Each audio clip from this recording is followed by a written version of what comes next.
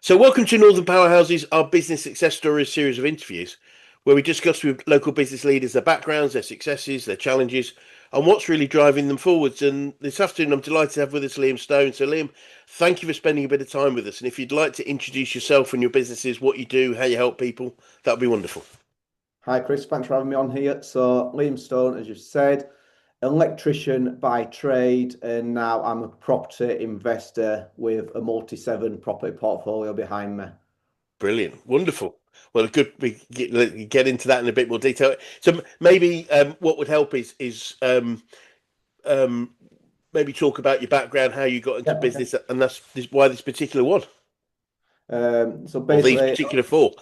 yeah, so electrician, built up a reasonable, well, decent sized electrical contracting business, probably 30 guys working for me, Wow. the up and down the country, big contracts. Yep. And as probably a lot of people in that construction industry know, profits, not sorry, turnovers not always the great thing. So big turnover business, small Yep. profit, Yep. and ultimately to obviously we'll cut a very long story a little bit short, but go more into detail. So I got done for about £250,000, Oh. going back around 7, 8 years now. Yep. But we had built up a decent amount of money, and I started buying property as a pension pot, probably going back around 15 years. So that's when I started my property journey, buying Yep. the odd property every 1, 2 years. Yep. But yeah, ultimately got done for £250,000, and that just had a big shake up in my life, mentally and physically, to be honest with you. So we needed to adapt. Can totally get that. It's such and especially as you said, with a low margin business, it's when you get hit for that much revenue, Yeah. ultimately it's just going to hit your profit. Hit you really badly. So I totally understand that. But as you say, moving into property. So what sort of property do you invest in at the moment? Uh, the latest one we're doing, we just bought a commercial building and we're converting that into apartments. Right. So converting that into 5 apartments, Brilliant. but mainly residential or multi blocks of flats. So like maybe a big terraced house that might have been converted into flats, maybe in the 60s, 70s, and then we'll go in, buy that, convert it properly, bring it up to spec, and then rent it out. Our Brilliant. ethos is everyone deserves somewhere to live that that can call home. To be honest with you, so yeah, it's a strong Love sort of it. outline. Is that Wonderful. Wonderful. So when you were growing up, is this what you first saw for yourself? With your other plans at that time?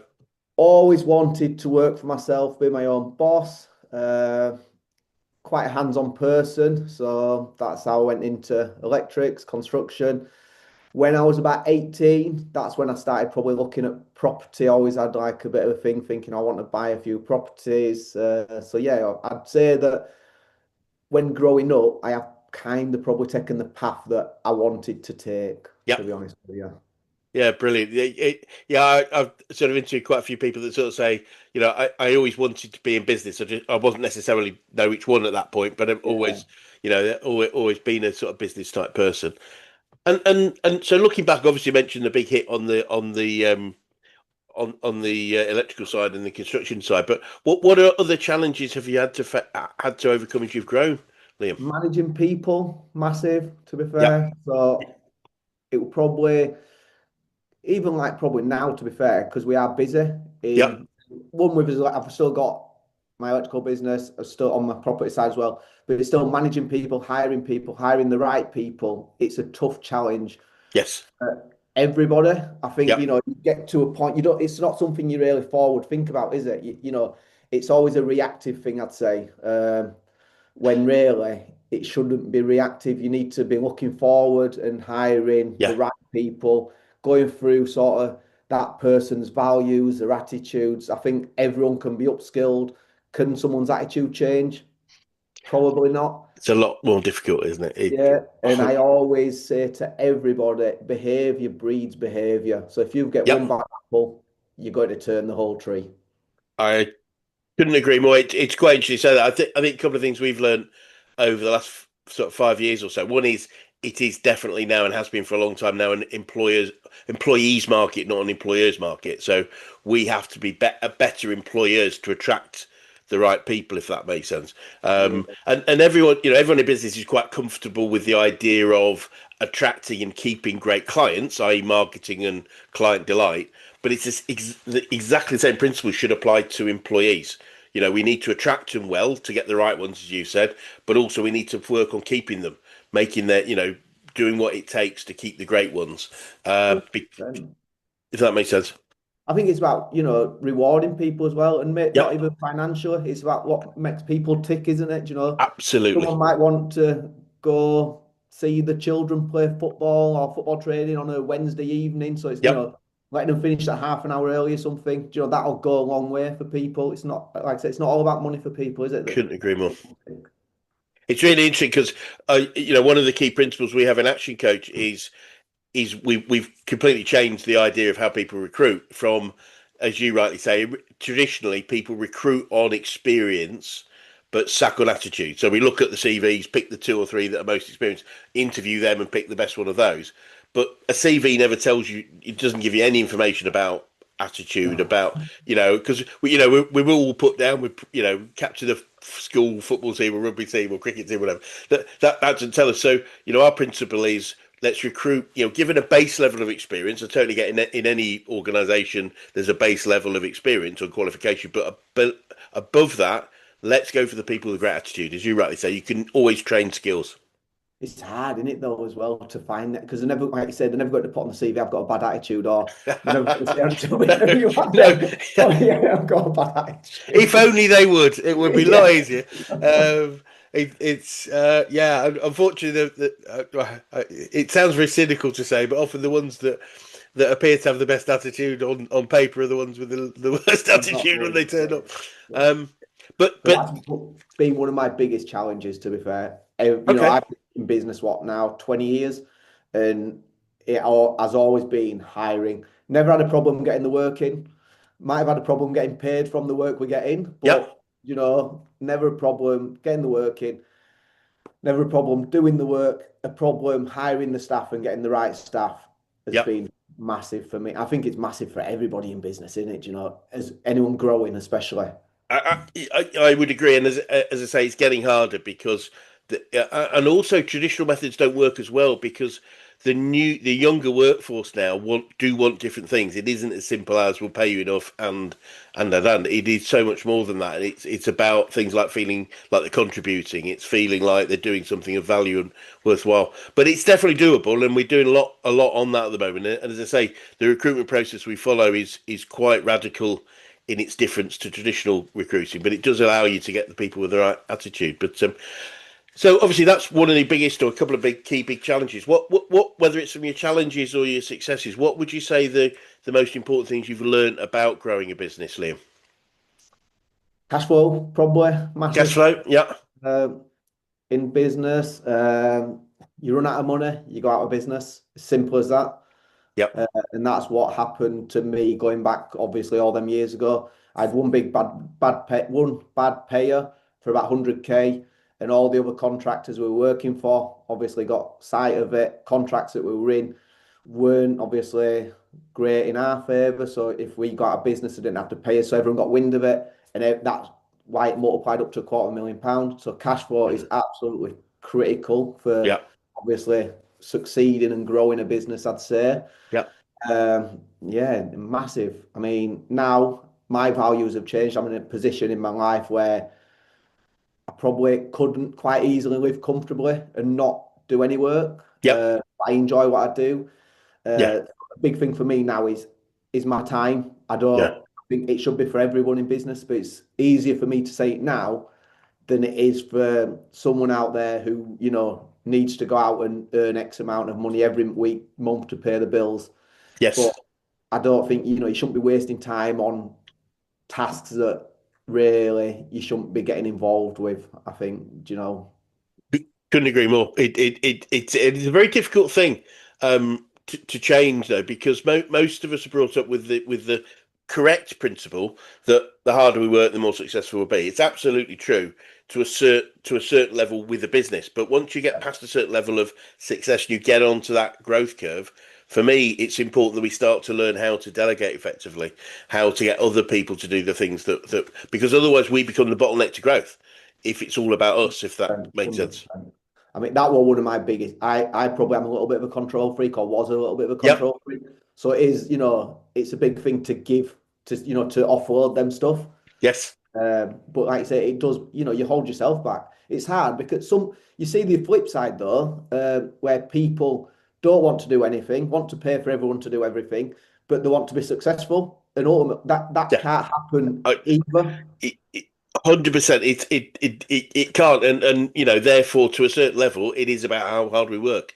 I Yeah, I, yeah, I think the biggest challenge, or the biggest thing I see, and I work with people a lot, is the reverse of that though. Is that they can't stop being about yeah. them, and it's like, and especially you mentioned the word control freak. Control freaks. It's things like accepting that no one's going to do it as well as you do. That no one's going to care as much because it's your business. Oh, And but they can do it well enough. That's the key thing. Is they can do it well enough, which for a control freak might be a challenge, but it's good enough, not necessarily perfect, if that makes sense. well, I think the other thing as well, you think, oh, by the time you show somebody what you want to do or how you want it to be done, it's quicker to do it yourself, but it's not quicker to do it yourself than the second, third, fourth, fifth, sixth, seventh, all the multiple times, is it?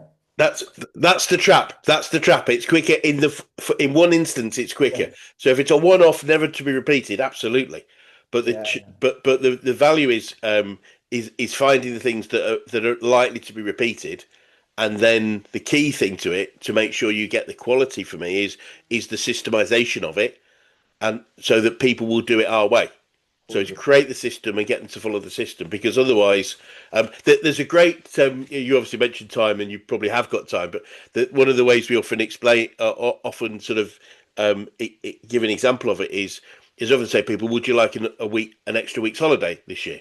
Oh yeah, I'd love it. Okay, so the maths work out, and please, if you want to work it out afterwards, um, anything you do every day that takes 10 minutes a day that you can systemize and then delegate to somebody else 10 minutes a day is a week in a year. Yes. And if you think about it that way, you start to open up this opportunity of saying, look, just find something. It can be just, going through my emails in the morning. That can be systemized. It's probably a bit more tricky in some cases, but things like AI are helping us with that. But things that we do every day, opening up the offices or the premises, that can be taught to somebody. All these things can get us our time back. And but yeah, it's a challenge because, as I say, to get to here, we've probably had to work really, really hard. Quite rightly so. I think you need to prioritize your stuff as well, don't you? So you need Yes, you need to like prioritize, delegate, get rid, and you need to be really strict with your time, and that's something that I'm absolutely. probably getting a lot better at to effect. But I never used to be. You just like I said, do everything, but yeah, It's does a this important? Yes, no. If it is, let's do it. If it's not, like bin it off or delegate it. Absolutely. It's our most valuable asset, without a shadow of a doubt. When you've run out of money, you can always make more. I appreciate there's certain times when it runs out in a very significant point, but you can always make more money, but you can't make any more time. So Mm. it's like it is really focusing on it, I think, and learning what to do. So, Liam, I'm keen to know who the best coaches you've worked with historically. I know you see you're aware we're a coaching organisation, but who are the best coaches you've worked with, whether that's business, sport, life in general? Who's had the biggest impact on you? Um, I did some coaching with a guy called Craig Wilkinson from Sheffield. Don't know if Right. you've heard of him or not. I can't say I do, but yeah, that's okay. And he were he sort of like he were one of the biggest ticks for me to switch from my electrical business to my property Right. because he's one of his sayings is business is all about easiest, quickest, risk-free way of making money. And literally, yeah, I can't agree more with that. Obviously, what I've been through in the background, Yeah. I'm thinking, hold on. In my electrical business, I did have to close it down in 2015 or whenever it was, so 10 years, however long ago it was. But then my business started again as small, and me, somebody else, and I was just growing it. Get like I Brilliant. say, I could pay my bills with a couple of rentals I had were ticking over, but ultimately I needed to earn some more money. And all of a sudden, Yep. because of the contacts, everyone's like, oh, Liam's still back doing this, so everyone's offering me more work, and all of a sudden I'm growing this big. beast again, if you like. Yes. And I did his course, or 12-month coaching with him. I think I did 2 years in it total. Yep. And that saying always sort of stuck with me. And I thought, hold on, this property business here don't cause me any issue. I get paid. Do you know, ultimate Yep. assets going up in value. What's the risk here compared to what the risk is here? Yep. And so he were sort of the guy who I've sort of, Brilliant. the coach that I would say, to be honest with you. Brilliant. Um, A- And obviously, that was one say. Any other sayings that you find yourself using a lot about business or I life and always say we're success? going back to time now, but another thing that I say is, or I like, is do more than you paid for, and you will get paid more than you do. Oh, interesting. Do more than you paid for, and you will be paid more than you do. Yeah, Love it. it's just a cycle, isn't it? Like we're saying, initially you're going to have to do a lot, but come at the end, The you extra should mile. have to. So Going the I extra always mile. like that. Yeah. I love it. I really do because I think it's a great point. Is doing more than you expect creates clients for the long term. It creates the wow factor. It creates that idea. Oh, okay, these guys are good. I want to keep with them. I think it Um, goes down to attitude, doesn't it? If you've yes, got a crazy attitude, or you're never going to do that, and you're never going to achieve anything. yes. No, I couldn't agree more. I love that. And similarly, any favourite books or podcasts you can recommend on success, life, business? I listen to just some absolutely loads of podcasts. When I'm driving, I won't listen to radio, I just literally podcasts, to be Brilliant, honest with you. So, yeah, numerous podcasts. I'm not really a reader, uh, but yeah, podcasts is a massive brilliant. thing, What to be what honest what would with be your top two or three that you listen to on a you. regular Property basis? ones, I just listen to all property podcasts. Yep, Literally, that is what I listen to all the time. brilliant, So I just literally go through property ones all the way through. brilliant, brilliant. And following on the theme of learning, what would you say you've learned about yourself throughout your journey so far, Liam? My, I've learned I'm strong mentally. And I think, in business, in property, in anything, to get to a point, I think you need to be wired a bit like wrong because you've got to go through all them pain points. Do you know, every time you're growing, you get to a barrier and you need to break through that barrier to get to the next level. Yes, So yeah, mentally, I have learned I am mentally strong, to be honest with you, and I've learned that time as well is critical because, like you say, you can always earn more money, but you can never buy more time back. you really can't. And time is so key. Is having that time to whether it is so important.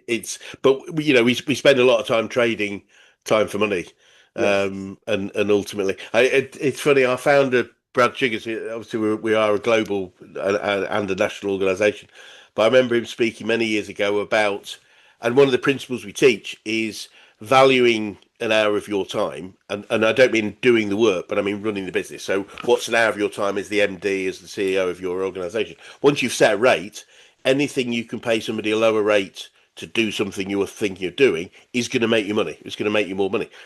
And it was in. I remember he was in a presentation with sort of 500 people or so in this event, and he just happened to say, and it wasn't a big. It was. He just said, yeah, for instance, I haven't cut my own grass for the last 10 years. That's because obviously I could pay someone a lot less of an hourly rate. And this guy stood right in the middle of the audience. He stood up and he said, but Brad, I like cutting my grass. And Brad, and he didn't. This was just off. He wasn't really. And he went, well, that's because you haven't got a boat. yeah, And the guy went, oh, fair enough. Sat down, and he wasn't trying to, but it was just like, that's the point. That's the mindset, isn't it? Is we often spend time to save money rather than spend money to save time. 100%. I think It's yeah, I think everyone falls short of that as well, don't they? Do you it, know? it's so easy to do. I mean, it was interesting. There's a lady called Jennifer Byrne who I've heard a couple of times speaking. She was the ex CTO, Chief Technical Officer at Microsoft. So she, very, very high, very senior lady. I think she actually worked for Bill Gates for some point before he sort of took a step back. But one thing she said that, and I was sitting in a group of business people, business owners, and you can see them all sort of physically shocked. She said in the US, when they recruit C-suite executives, senior executives, they actively test them on their ability not to do things Yeah. because it's not their job. Their job is to get Yeah, other yeah, people to do things. yeah. And it was a really, and you can see everyone going, "Did she? Is that what she said? Did she say that?" Yeah, it's not to do things because that's not our job anymore. Our job is to lead. And so it's a really interesting principle that I found. Speaking of which, so our I begin to get your thoughts on this. So our definition at Action Coach of a true business is a commercial, profitable enterprise that works without its owner. Yep. How do you feel about that as a principle? 100%. I think I am at that point now, to be fair. I Brilliant, could quite easily sort brilliant, of, go on holiday. I did go on holiday, to be honest with you, last April. I think 3, 4 weeks. brilliant. Business ticked over, but it was my property side, not my electrical Yes, side. Electrical side would tick over a little bit now, but I haven't got a massive beast to feed on there, yeah, so it would tick over. But yeah, my property side literally yes, ticked over. I could be out of. I mean, I want to move out of the country probably in the next 5 years, to be honest with you. And I think I will be able to do that, but it brilliant, will run itself without me having to be there. We've got systems in place, we've got brilliant. procedures. I don't do the day-to-day stuff of that business as such. Brilliant. And as you rightly say, property. I've done a fair bit of work in property, and one of the benefits of property increases the value of property increases irrespective, really. If we don't need to do anything for property to increase in value over time, we need to maintain it. We need to obviously have people paying for the finance of it, but in itself, it will increase in value, which is quite a cool thing, really, for especially in terms of business in general. Business will only increase in value by growing. It's about actually growing. 100%. I mean, it's going to beat inflation every time, isn't it? What other asset out there can do that? I mean, you've got Yeah. your cryptos and your other things, aren't you? But are they stable? Yeah, No, yeah. for me, I've never We, really been involved in them. I haven't, and it's more like a knowledge, but it's Yeah, like, 100, I'm the same. yeah, I'm the same. Yeah, but and no one can actually say for sure that they will keep going up in value because it's the future. Whereas there's so much history of property values going up, and there's plenty of phrase about it. I know our founder, I love the fact our founder put it really simply because he said. What did he say? Property will go up, typically whatever it is, doubles every 7 to 15 years, depending on the yeah, economic cycle. But he said, because and it has to continue because we're not making any more land. 100%. Yeah, it's It, right. it's a Right. Yeah, simple economic supply and supply and demand. demand. Yeah, Yeah, there you supply and go. demand. That's all it Yeah. is. Brilliant. So So it's looking quite forward, safe then, bet. you mentioned maybe you're leaving the country, but looking forward, Liam, what does the future hold for you guys, and what challenges do you think you might face, if any? So I've gone into helping other people now get into property. So people from sort of trades, construction, Oh, cool. primarily. But I do work with other people. But people, what I've been through that where, I've had the pain. I've been through, the Yes. hiring, the firing, the going out of business and getting done for £250,000 quid. So, I've moved into property and so now, like I said, I've still got the electrical business. I've still got a construction business that does my own properties and a few other properties. But something I really do enjoy is helping people. It's like I Yeah. jumped on a call with someone yesterday. A girl, she spoke to me, I don't know, 6 months ago. She'd done a course with somebody, it might have been 12 months ago, I can't remember. She'd done a course with somebody else, and she was upset saying she'd wasted all this money, she couldn't afford this, that, whatever else, and she was disheartened, and she wants to do property, but she can't. And I was straight up with her. I'll help her. I don't even, I said to her, I don't feel right charging you anything. Yeah. Uh, for me, I'll get more out of helping you than I will from that because I know your position. And I know you Yes. can't do that for everybody. But Yes. honestly, the gratitude I get now out of helping somebody Yeah. is more than a financial gain, if that Yeah. makes sense to anybody. It makes absolute perfect sense. I mean, I could if it helps in any way. I was interviewing a multi-millionaire this morning, and he said most really successful people that he knows, including himself, it's focusing on purpose, not on the money turns up. Yeah. But the very few are focused on the money. The money turns up because of the purpose that they have. I think that's it. People get taught tied up with chasing the money, don't they? Well, exactly. Yeah. Guess what? Guess what? Chases. Chase is something that happens, and you never never catch them. Yeah, It's yeah. like But chasing people it do that. already suggests Yeah. it's going to elude us. So it's like, don't chase it, just attract it. That's the point. Attracting by being having a strong purpose and being the people we are is the most effective way of attracting wealth. Than as you say, chasing it. Chasing typically means not necessarily do we actually catch. I've never actually thought of it like that. You're right.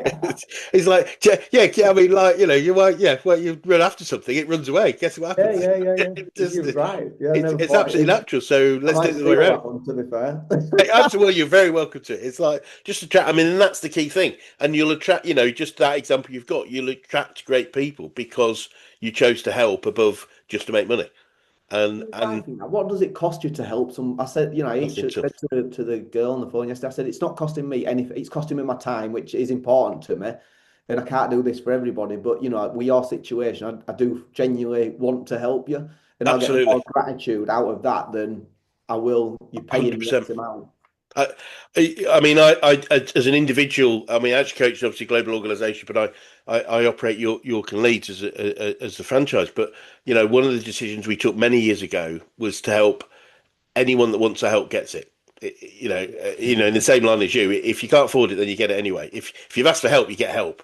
Yeah. The money will turn up in some way in the future, whether it's from that particular individual or just the universe saying you deserve it. That's I that. think I think I'm a big believer in karma, to be fair. Like, Yeah. I think you got to, and you don't want to be all self-centered and all about yourself because ultimately you're not, where's your reward going to come? I mean, some people do, and some people can make it successful. But my ultimate proposition, belief very strongly is most people that focus on themselves aren't as successful as if they were to focus on others. Yeah, I believe in I that. really believe it, and here's the deal: I want to believe it. So even if you, even if I'm happier believing it than I would be not believing it anyway. So why wouldn't I choose to? It gives you better purpose, doesn't it, I suppose? Yes, And I you think can so. go, you've got literally a clear conscience. You can go home, sleep well, not knowing that, yeah, I think it gives you better purpose and clear conscience. I don't know how some people sleep at night, to be honest with you, but that's another No, story. I mean, I totally get that. I think, but I do choose to believe, and I think there's enough evidence to suggest that most people that operate in that way won't be successful for the long term. They might Yeah, be successful in the short term. You can make a whole bunch of cash, and then it disappears, or you lose it, or yeah, I think we've all got to believe what's important to ourselves, but and follow that. Most important thing is follow what you believe to be important and valuable, yeah. and at the very least we'll be happier. Um, Yeah, 100%. That's what life's about. Life's short, so you need to live it and be happy, don't you? Whatever happy looks like to any a- individual, it's a- different for everybody. Absolutely. Ultimately, I remember a guy I met many years ago. He said, "Look, ultimately, every human being is only after a feeling. That's Yeah. it. It's like it's feeling whatever that feeling is, and ultimately that comes back to happiness or contentment. But it isn't, because you can't, ultimately with money, you can't eat it, you can't live underneath it. It only is an enabler for things. So if happiness would be, living in a different country and I need money for that, well, money's going to make me happy. Absolutely, but only the amount that it needs to go somewhere else or, you know, donate something or whatever it would be. So yeah, no, fascinating. Um, I am interested, Liam, especially with all your experiences and things that have happened to you. What would be your advice to anyone that was thinking of going into business right now? Think, you've got to go in and it's easy to go in to business and like just run 100 miles ahead, miles an hour ahead. That's probably what I did. Was it the right decision?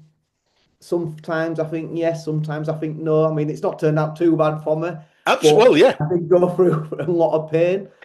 If I did speak, I said to you earlier, I did speak to an action coach probably 10, 15 years ago. yep, And if I had got somebody on board at that time, would I have gone through the same pain I have? Maybe not, because you've got somebody to lean on, you've got somebody to, yes, sounding, what do you think to this? Or can you just look at this? I'm not sure on this. Did it, Joe? And I think that's a big thing, having that Yeah. support system network around you, Yes.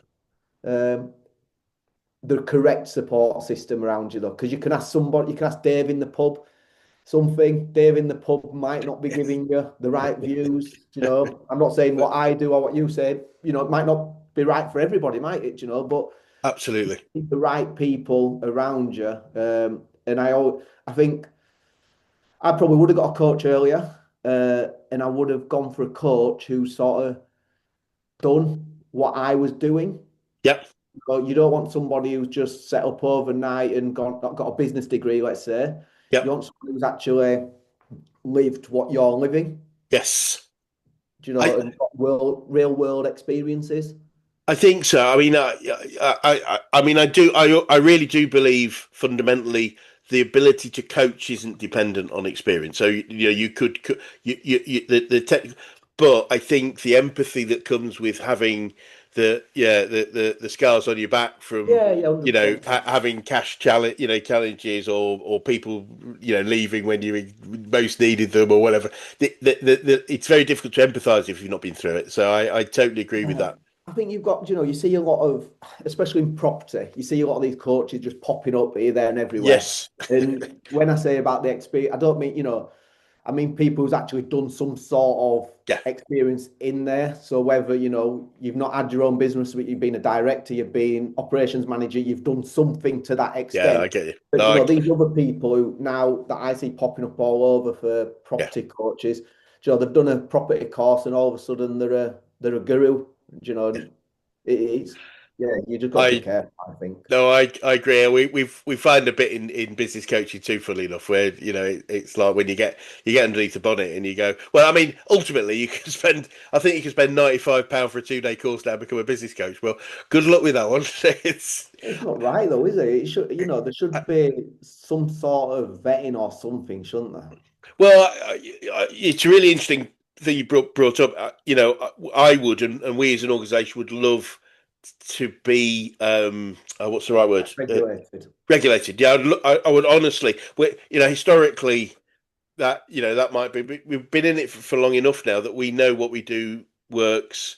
We know how to do this effectively. But anyone can call themselves a business coach or whatever they choose, and it therefore is buyer beware. That's the key thing. It's the buyer has to beware. Whereas if you're regulated, then you have a level of confidence of capability. But I doubt that's going to happen for a while. But I do look forward to that happening one day. But it's interesting your point about the guy down the pub. I remember somebody coining the phrase. That was one of my colleagues. Was I think? Oh, in fact, it might have been Brad had said it. But he said the most expensive advice you'll ever get is free advice from someone that doesn't know what they're talking about. Yes. You know, it's I think he actually used the word idiot, but I tried to like ramp that back a bit. But and so it is really really important to find the right people. But I think coaching, the beauty of coaching specifically as a principal is it is also helping people find their way forward, not telling them what to do. Now we've got sensible would it be important to have education, information about ways forward that you can have. Yeah. But I think it's that ability to help somebody find their way because your way is going to be different from somebody Yeah. else's. It's just If that holding makes somebody's hand, isn't it? yes, You know? And it's sometimes a sounding block, sometimes it might not even be business related. They might just had a really shite day and all, they just need somebody to say, oh, hiya, Chris, I, I've had a really bad day today, sort of thing. I, And just like a little pick me up sort of thing. I want. I'm laughing because many years ago, and I won't mention any names or pat drill, but I was working with a lady, and she came in, and she had a great business, and we were talking about it. She came in, and we have what we start of a session. We always have what we call a whiffle, which stands for what I feel like expressing. Because how you feel when you go into one of these sessions is really important. Yeah. Because if you're happy, it's one thing. And she just went, forget all this marketing stuff. I just need a man. So, so and I was just like, that was, and so we had a conversation around, I'm obviously not somebody that can work, but so, well, okay, well, how are you going to find a person? Where would you find the right sort of person? What would you, so, and it was just, that's a very, very extreme version of it, but it was like, that was the most important thing to her at that point in time. So going, no, not talk about this, talk about something else. But, I've had people with, health challenges have come in. They right now, I just want to talk about the fact I'm worried about my health. So the fact that we were going to talk about sales processes is irrelevant. Let's focus on, getting you through that situation, or let's get you through about, you've had a couple of contract, I've certainly worked with and had my own challenges around, cash flow and stuff. That like talking about recruitment processes when you're in the middle of a cash flow challenge is just inappropriate. Let's talk about Yeah, let's yeah, get yeah. cash. So no, I totally get it. And Liam, if you started again, is there anything significant you do differently? Do you think? Probably vet my customers more, hire Great. differently. Probably the two, three best hires I've done. I actually run through profiling with them. So I went through like, is it Belpin? Belbin, yeah, there's Belvin, that's the one, Oh, yeah. okay, So I brilliant. went Well back done. quite a few years ago. And they're probably the best hires I've done, because I'm really digging into the Yep, profiling. But I think in a construction business, you kind of think, well, they're an electrician. They're not going to sit there and do a profile, So it's hard, isn't it? But you need to run that with I everybody.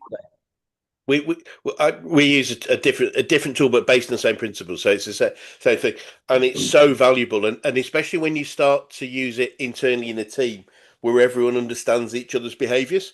So Yeah. recruitment is useful, but it's also then okay. So you're somebody that's more people oriented. So before I have a conversation with you, I need to talk about you and your family.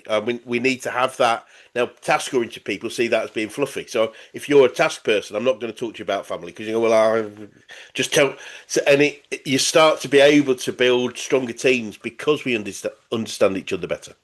Well, everyone learns differently, don't they? And everyone takes Yes, information. And, people are visual, some people are audible. yep, Everybody is completely absolutely, different. Some people prefer reading. absolutely, You can yeah, nail down what your team, how they learn, how to take information in, what they like, what they don't yep, like. All of a sudden, you're building everyone around the strengths and the business. You out delegate that task to them because they're strong at that, and you're not delegating the wrong task to the wrong people. And absolutely, business will start going a lot easier for you. absolutely. No, I couldn't agree more. And final question: what would be the best advice you could give an 18-year-old you if you could go back in time and do that, Liam? Get buying property quicker. Yeah, well, you said that early, didn't you? Yeah, When yeah. 18-year-old me, I remember I look at properties for about 20k. They're probably worth 150, 200k now. It's the numbers are stunning. As I say, I've done a bit of No. work in property over time, and the average house price in like I think you go back to like the average house price in 1964 was £150 Yeah, yeah. for a two-bedroom semi or something, and it's like the numbers don't lie in terms of that. Again, our founder Brad talks and teaches a lot about property too, and I remember he started a course, and he said, if your great great great great great great grandmother bought two properties in Mayfair in London in like 1706, you'd probably remember her name right now. Yeah. But you'd probably celebrate her birthday. Do you know what I mean? It's just like, thank you. Yeah. And it's an interesting point, and yeah, it's a big thing that we often do, and this is why obviously what you do so valuable is helping people grow the business, but also use some of the cash to potentially put into things like property, because it is an ability to have something that's safe, independent of your business, but I think also that, it's yeah. it's a I great mean, opportunity. when we would do it, there were me and another guy doing a lot of work, to be fair. And don't get me wrong, we were earning some really good money. Um, I were buying assets, buying Yeah, properties. I did have a nice car as well, don't get me wrong, but no, he were no, out there buying, limited edition Porsches at £250,000 and all sorts of stuff brilliant, and just wasting his money. And he got done for a similar sort of money to myself. right, And we ended up taking two different paths because he'd been buying, you know, big flash cars. I'd been buying assets. So even though I was going through a really bad time, financially, mentally, everything, I'd still got a little bit of no, good for you. security there. So yeah, I Uh, think, like you say, you've got to look past the tunnel vision of this is the business. A business is a vehicle where you want to get to yeah. long term. I, Uh, Exactly right. So it's important that we understand where the vehicle wants to go, and it's something we do. We literally, when we work with clients, we start with their personal goals before we Yes. touch the business goals, because the business is there to serve us. For an owner managed business, the purpose of it is to give the business owners the lifestyle they choose to have, whatever that is and whenever that is. So I think it's really important we start with personal goals. It was. I'll be perfectly honest. I have to fess here because I remember, and I'm guessing you're familiar with Kiyosaki's sort of cash flow quadrant. Robert Yes. Kiyosaki is the Rich Dad Poor Dad, and the first time it was explained to me was about 2 weeks after I bought my first Porsche, and it's like, oh no, what have I done? Like, oh Right, no, no. there's me thinking I've Jack the Lad, and I'm going, oh no, what have you done? But there we go. We Yeah. all learn, don't we? We all learn. Yeah, 100%. I mean, but going back to them personal goals when you drive, it's hard for people, isn't it? Yeah, It was hard for me when I was younger, sort of, because yeah, you just get tunnel vision, focusing on, like, you don't think about, oh, my personal goals, this is what I want. I want time, I want freedom, family, all the rest of the stuff. You just like, kind of like, this is what I want. This is my business, is my business. You tunnel yeah, vision, to literally do that, turn into the office, turn the computer on, chasing the next contract, yeah, sort of sorting it out, running the project, all that. And the last thing on your mind is, oh, well, what's my sort of personal goals? What do I want yeah, out of myself? Do I want to go on holiday with my girlfriend, wife? Do I want to spend every Saturday with my kids? Do I want to finish work on Thursday afternoon and not work Fridays? yeah. People don't nail down on these stuff, and it's hard. No. I think it's really hard for people to do it. You'll know that because you will nail down this with people, and I think people do struggle with that with it. They really can do. Some people it's easy, some people it's easy, but a lot of people they struggle. And also, I think, and one of the things I love about doing the process is, and I call it suspend reality, because most people don't think they can achieve the things they really want, so they don't even go for them. If that makes sense. So look, just what do you really want? And I don't mean billions of pounds. It could just be, look, I just want to feel, I want to live by the coast in a three bedroom house and be, let's say, mortgage free. Great. Okay, well, let's work on that. What does that mean? And helping people realize how much closer they are with their business to achieving their goals than a lot of people just think they're dreams, but they don't have to be. And have people achieve many things, from owning helicopters to living overseas to sailing around the world. And it's just really finding out what's going to float people's boat as much as possible and helping them get there. That's the key thing. I Um, think if you can think it, you can achieve it, though. yes, You know, 100%. But most people, you're probably not one of them, Liam. So you may not get this, but most people will go, well, I'd really like that. The thought process, I'd really like that, but I can't do that because that would be too difficult. So oh, well, let's have half of that, or So so I literally say to people, suspend real life. I don't even want to think about how. Just what would make you most happy. And it often isn't as much as we think anyway. But even if it was, once we then work it back, it is only a matter of primarily two things. One is speed of growth and time. So we will get there. It's just, if you want to get there quicker, we might need to grow faster. But yeah, ultimately, you can get most places, because most people I meet, they don't have a goal of being a billionaire. They might have a goal of being a millionaire or a multimillionaire, which is fine. But billions is slightly different, but it's yeah. not unachievable. No, no, no, no. And we've had businesses go from like 10 million up to 500 million in turnover over time. So it is achievable, but it's understanding what people really want, and that's the key thing. Being true to ourselves. Going back to your point about purpose and value, being true to ourselves. What makes us most happy? I know personally, it's about time to do things that I can't do, in a work environment. So whether that's, I've been lucky enough to do a lot of skiing, and have 2 seasons where I just skied. I've traveled around the world a couple of times, and that is more about time than it is about money in general. Yeah, yeah, Because I yeah. don't need first class flight. I don't have a desire. Business is fine. So and yeah. So no, sorry, I'm going off on one there. Um, Liam, it's been fascinating to talk to you, and I really could talk to you all afternoon. But thank you so much for your time. And for anyone that is watching that would like to get in touch with you, for whatever reason, whether it's a business reason or personal reason, what would be the best way of doing that? Probably my Instagram, Liam Stone Property on Instagram. So yeah, Liam Stone Property is the best way to reach out to me if anyone needs to reach out to me for anything, whether they just Brilliant. want sort of a sounding block or whatever. Happy to Thank you. help whoever I can. Wonderful. And look, it'd be great to swing by another 6, 12 months and just see how things are going for you and what's going on. But for now, thank you so much for your time. No, thank you, Chris, for having me on. It's been a Thank you. pleasure.